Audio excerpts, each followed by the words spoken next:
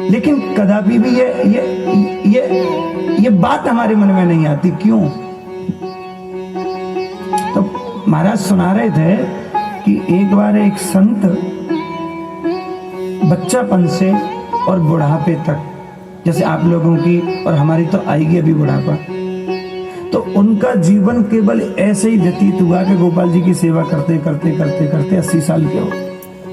भक्तमाल की कथा है ये सब, और भक्तमाल में जो लिखा हुआ है वो सत्य है, वो मिथ्या नहीं है।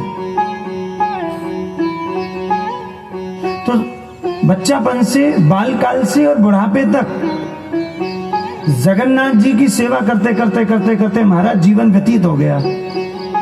एक दिन अनायासी क्या हुआ पता है?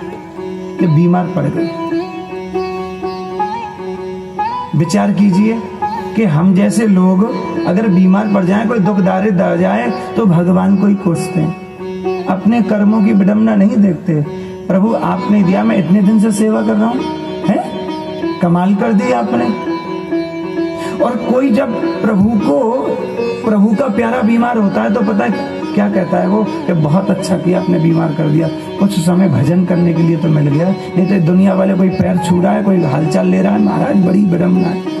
और आजकल तो नई रीति और क्या कि शिष्य की गुरुजी ने बात ना सुनी तो गुरु बदल दो। ये सुनते नहीं, बात ही नहीं करते। हमारी तो सुनते ही नहीं, बड़े बड़े लोगों की सुनते, जो चढ़ावा ज्यादा, और बात भी ठीक है, चेले भी क्या करें। तो इन्होंने कोई शिष्य नहीं बनाया, और आज भी हमारे वृंदावन में गिरिराज जी में है कि उन्होंने शिष्य नहीं बनाए, केवल भजन में ही लगे हुए हैं। श्री गिरिराज जी की परिक्रमा 24 घंटे करते हैं। कहीं बैठेंगे तो सलाह पे बैठ जाते हैं, वहीं बैठ के आराम करते हैं। तो फिर ऐसों के तप के द्वारा तो हम आप जी रहे हैं साहब। अगर वो तप ना करें तो हमारा पतन निश्चित है, हमें रोक नहीं सकता कोई। बड़े जब तप करते हैं तो बच्चों को फल की प्राप्ति होती है, ये निश्चित है। लेकिन आज बड़े तप कहां कर रहे बताओ? किसी घर में कोई बुजुर्ग हो गया, वो एक माला नहीं फेरता, तो बच्चे फलेंगे फूलेंगे कहां? चरण स्पर्श करना जानते हैं आप? स्पर्श किससे कहते हैं? चरण छूना। अगर आप में किसी को आशीर्वाद देने की क्षमता है तो बगैर भजन के नहीं है। आप जितना भजन करोगे तो किसी को आशीर्वाद प्रदान कर सकते हो, और आपका भजन नहीं है तो आपने अगर कोई जिंदगी में पुण्य कर्म किया वो हरण हो गया। क्यों नहीं करते भजन? क्या जाता है?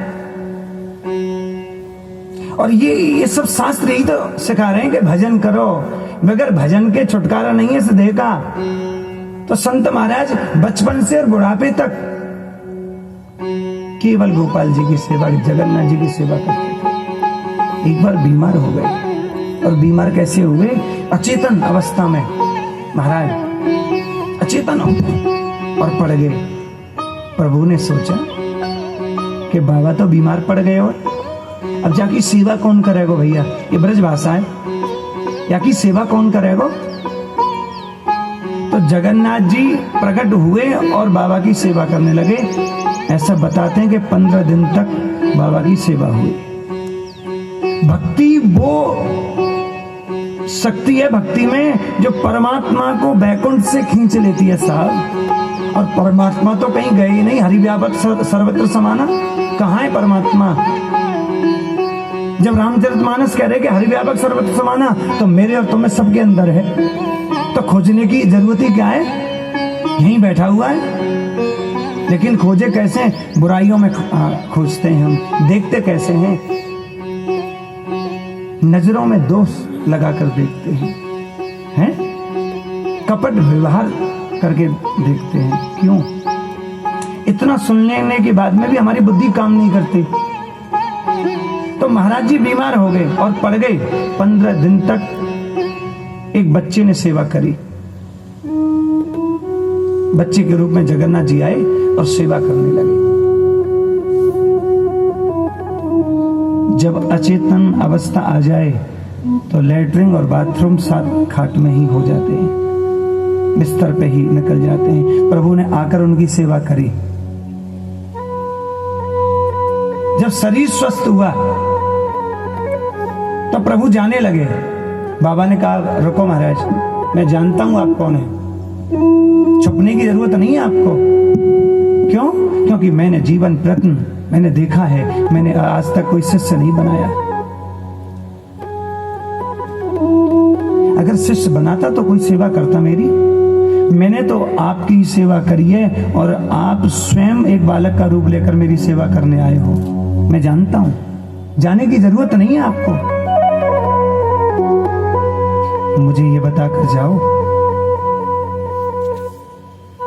कि अगर आप चाहते गोविंद तो एक पल में मेरा कष्ट दूर करते थे, आपने किया क्यों नहीं? ये कष्ट इतना बड़ा था क्या जो दूर नहीं हुआ? आप कृपा करते, आदेश करते किसी को, रोग की क्षमता नहीं जो मेरे शरीर में रुक जाता। लेकिन क्यों? आप क्यों करने आए? इस गंध को क्यों उठाने आए? भगवान कहते हैं बाबा सुनो,